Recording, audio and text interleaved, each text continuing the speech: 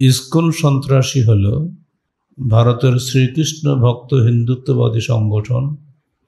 তাদের এই সংগঠন ভারত থেকে উৎপত্তি। বর্তমানে এই সংগঠনকে রাশিয়া, চীন, মালয়েশিয়া, ইন্দোনেশিয়ার অনেকগুলি রাজ্য এসব দেশে নিষিদ্ধ করা হয়েছে।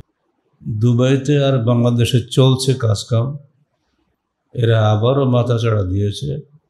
কয়েকদিন আগে গাজীপুর টিএনটি কলোনি জামে মসজিদের খতিব মুফতি মুহিবুল্লাহ মাদানীকে অপহরণ করে সেগুলি বাঁধা অবস্থায় তাকে পঞ্চগড়ে এক বাজারে ফেলে রাখা হয়েছে। সেই অবস্থায় অজ্ঞান অবস্থায় তাকে পাওয়া গেছে।